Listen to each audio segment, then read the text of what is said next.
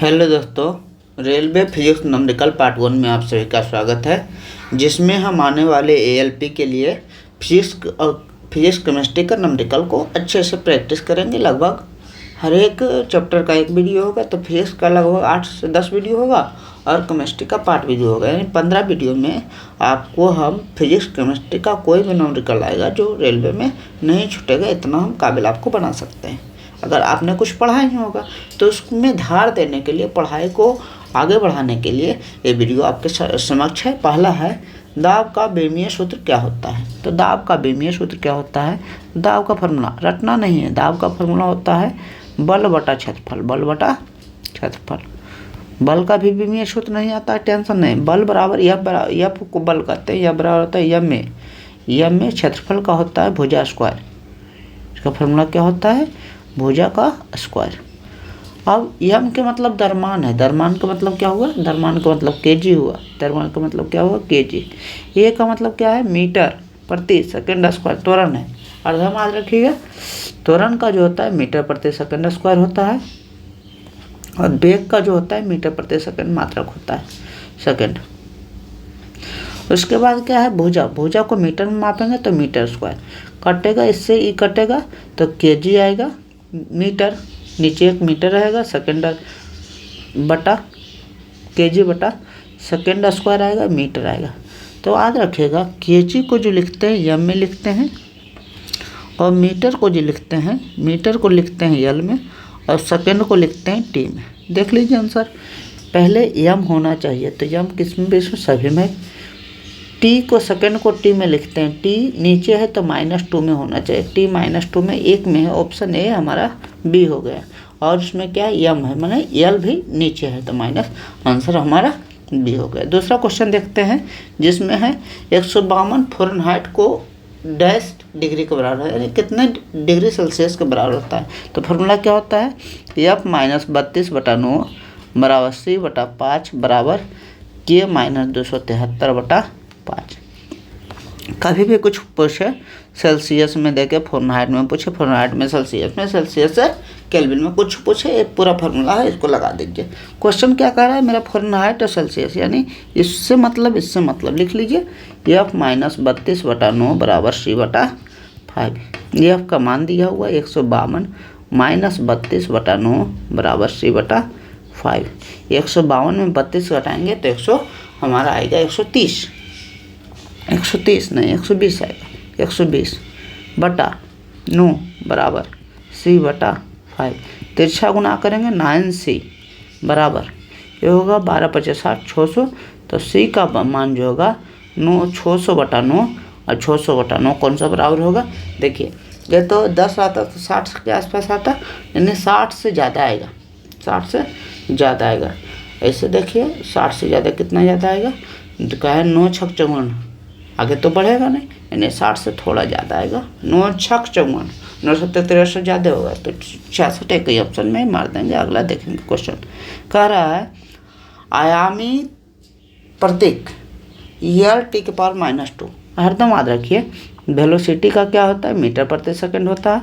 और क्या होता है? त्वरण का क्या होता है? मीटर प्रति सेकंड स्क्वायर होता है, मात्रक। अभी कहें केजी को हमेशा एम में लिखना है, मीटर को हमेशा एल में लिखना है, सेकंड को हमेशा टी में लिखना है। देख लीजिए, कह रहा है EL⁻², यानी यह है एल ही होगा, एम को एल लिखते हैं और T-2, यानी इसको क्या कहते हैं? त्वरण कहते हैं। आदि भी रख सकते हैं आप। मीटर प्रति सेकंड स्क्वायर क्या होता है? त्वरण होता है।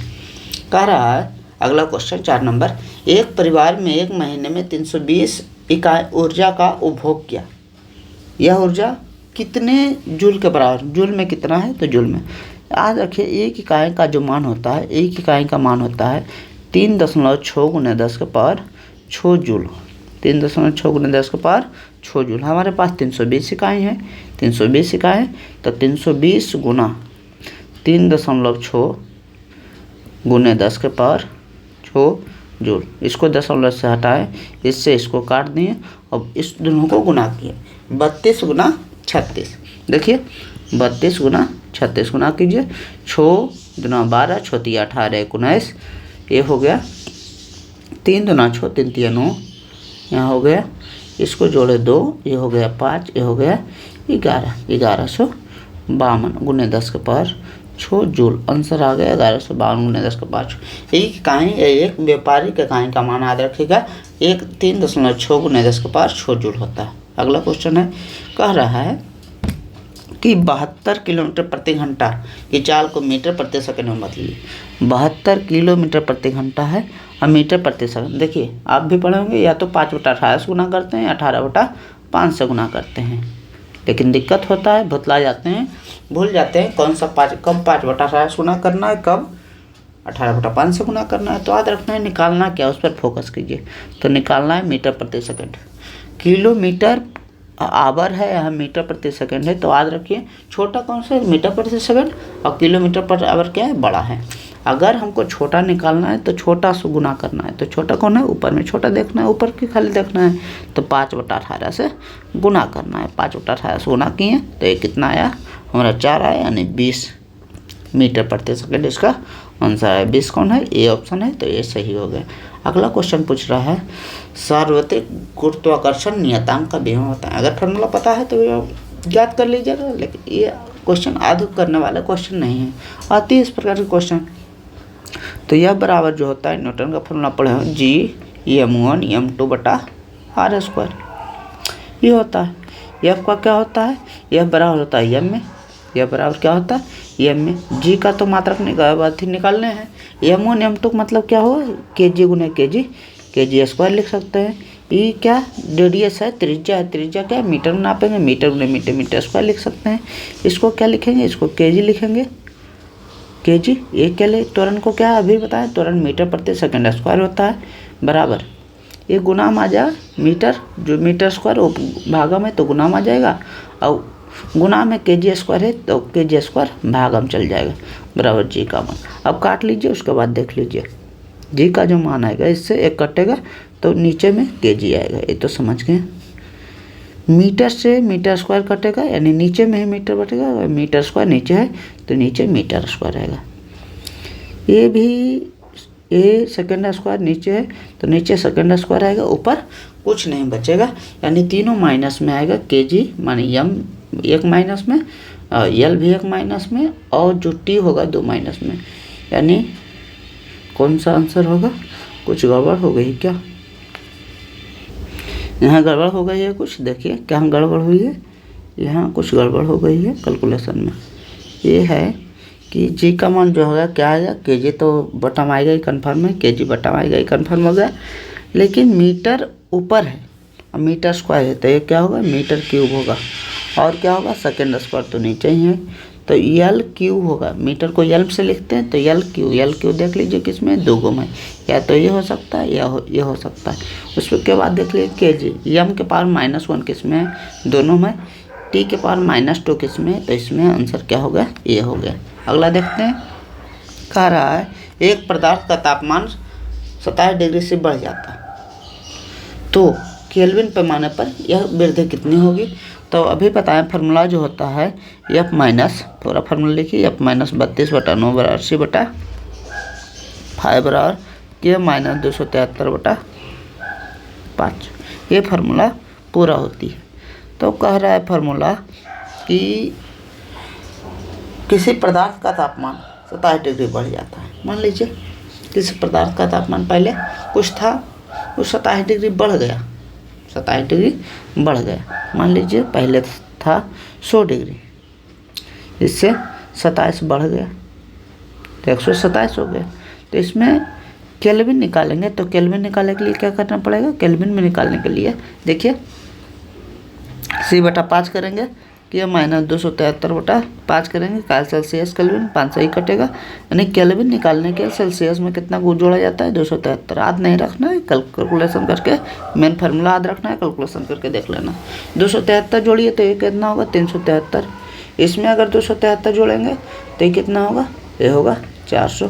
कितना वृद्धि हुआ, 2.5 सेल्सियस पैमाने कितना वृद्धि हुआ, तो ये 27 से केल्विन वृद्धि होगा। हरदम याद रखिएगा, जितना सेल्सियस पैमाने पर वृद्धि होगा उतना ही केल्विन पैमाने पर वृद्धि होगा, तो आंसर कितना होगा, 27 केल्विन। अगला क्वेश्चन है, विद्युत ऊर्जा का व्यावसायिक इकाई कितने जूल के बराबर रहता है अभी बताएं। विद्युत ऊर्जा का व्यवसायिक इकाई जैसे एक इकाई बोलते हैं, जो 1 यूनिट बिजली जो घर में अथी आता है उसका कितना होता है मान 3.6 × 10⁻6 जूल। कभी कभी इसको करता है 36 × 10⁻5 जूल। कैसे करता है 36 × 10⁻5 जूल, इसको देख लीजिए अच्छा से, क्या कन्फ्यूजन नहीं होना चाहिए। ऑप्शन दे देता है, देखिए इसको हटाएगा तो बटा 10 होगा। इसका मतलब क्या 36 गुने, अब समझिए इसमें 10⁻6 में 6 शून्य है, 1 शून्य हटिएगा 10⁻5 जूल। कोई भी ऑप्शन देके पूछ सकता है। अगला क्वेश्चन है बहुत ही इंपॉर्टेंट क्वेश्चन, देखिए एक भौतिक समीकरण है या बराबर ax² bx, जहाँ यह बल है x विस्थापन है, तो b का बीमा पता करना है। तो जब भी कुछ चीज़ जोड़ते हैं, मान लीजिए 5 kg है और 6 लीटर है, नहीं जोड़ सकते हैं। अगर 5 kg के साथ 5 kg 6 लीटर कैसे जोड़ेंगे, अगर 5 kg के साथ हम 5 लीटर दे दें, 5 kg के साथ 6 kg दे दें तो जोड़ देंगे 11 kg। यानी जब भी जोड़ में होता है तो अगर जोड़ रहे हैं तो उसका क्या होना, मात्रक क्या होना चाहिए, बराबर होना चाहिए।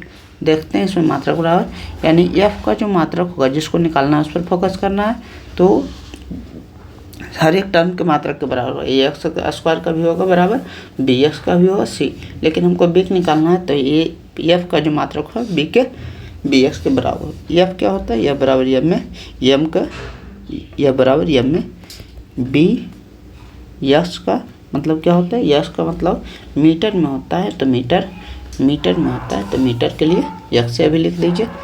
kg, m का मतलब kg हो गया, a का मतलब मीटर प्रति सेकंड स्क्वायर हो गया, b का मतलब b, यश का मतलब क्या हो गया, मीटर में हो गया।